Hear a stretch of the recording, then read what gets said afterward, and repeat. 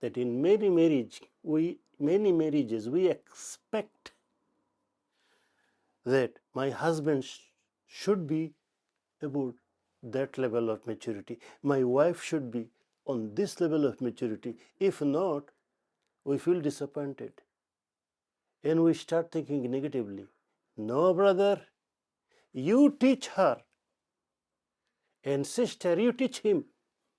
That's what we did.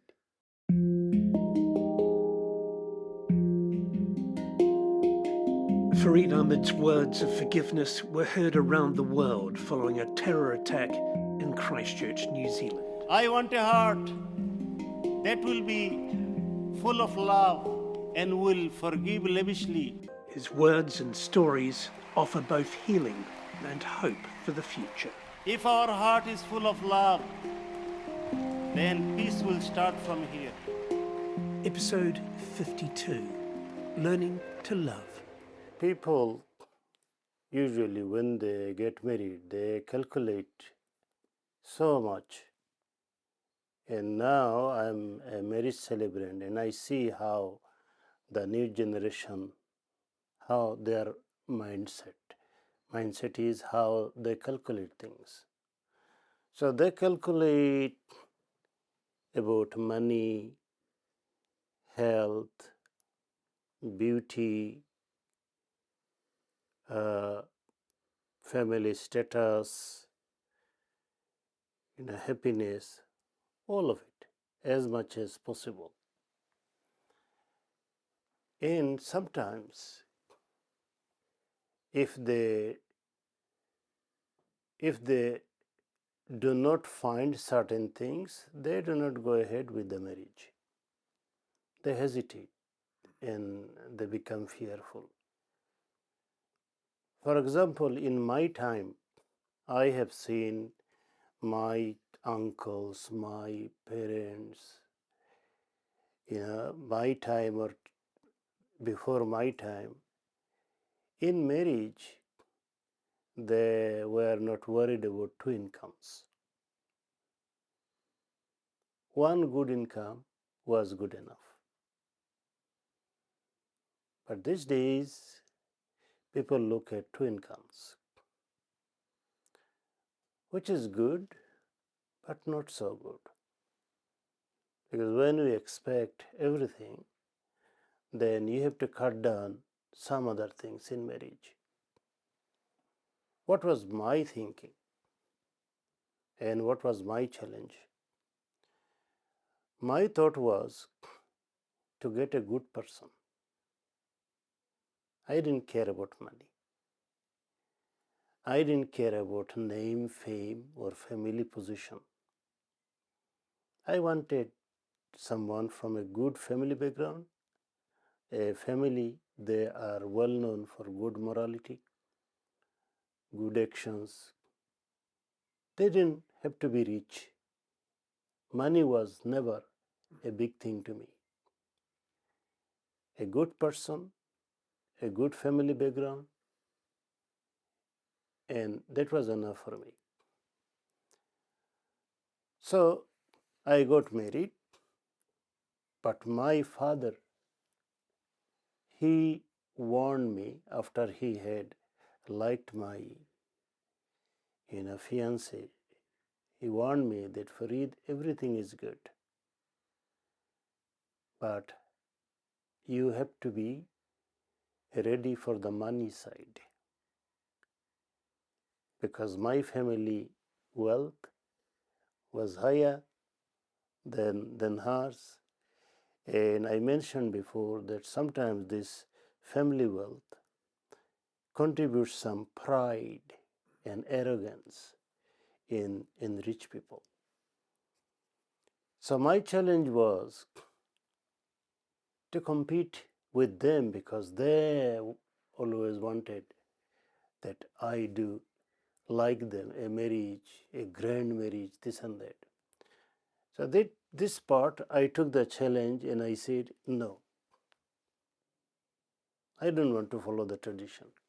That's why I went for a simple marriage.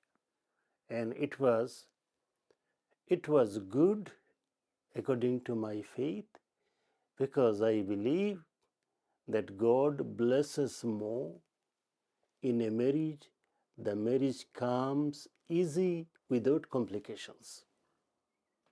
Because complication means you are borrowing more troubles and worries. So I wanted to, face this challenge and to get away from worries. Then she came. Another challenge was our age. I was 12 years older than her. So,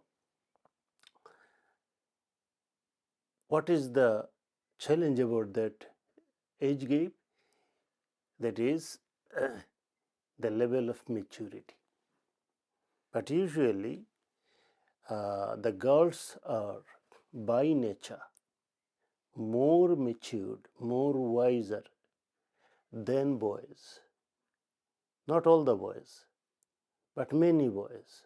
The girls, they understand better about the practical life and good decision making rather than many boys. Many boys are there probably spoiled, too careless, and big idiots. Sorry. Yeah. brother. Yeah, and I'm saying I'm not saying with everyone. No. Many, because many they have to depend on their wife, and wife is managing everything, and I see that. So at that challenge, I wanted to reduce the gap, and that is why I took responsibility to spend more time and to educate her. And within couple of years, she could teach me. Yes, she did not have certificate. I had certificate, but she was so like a sponge. She could absorb things. So I used to talk to her about issues, these issues, about life issues, love issues, relationship issues, humanity issues, whatever came in front of us, she was absorbing like a sponge. And within couple of years, the maturity level from 12 years, it came to 2 years. It needed hard work. But why I'm saying this? That in many marriages we expect that my husband should be about that level of maturity. My wife should be on this level of maturity. If not, we feel disappointed and we start thinking negatively. No, brother, you teach her, and sister, you teach him. That's what we did. I said, whatever you know, it makes sense, I'll take it on board. And whatever I know, I will give you tips, you take on board. And it was so good. Within a couple of years, we started teaching school, teaching children on Sunday classes. And then she was my very matured, qualified assistant. If I wasn't there, I knew I could rely on her 100% and she could do it. So that was a challenge and we managed to overcome it. Farid, from a Western ear listening, there will be some people who say, oh, but isn't that a patronizing attitude? Oh, I have to teach them. No, this is really compassion. We always, have to remember in marriage, we have two main elements to make the happy marriage. One is love that brings us together like a magnet. But to maintain it, to maintain that love, you need compassion. And compassion is you give your valuable things for the best of another person. And compassion does not discriminate anyone. Compassion teaches us to love anybody. But loving the wife is the beginning. If you cannot love your wife, if you cannot love your husband, how can you love your neighbor? Charity begins at home. So you got to practice this. So because of the compassion, you are good at something, you want your wife to be good at that thing as well, unselfishly. And there you kick out any jealousy. You do not worry that she is becoming more qualified than you. So what? You should take the credit. You are the teacher. And you are that kind teacher who wants to educate others lavishly out of compassion.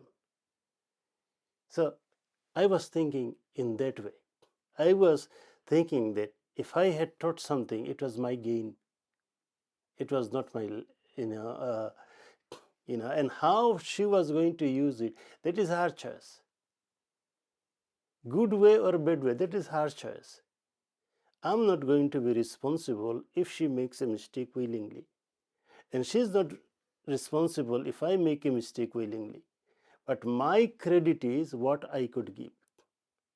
So, to explain this, let us talk about little bit about love, how I understood love.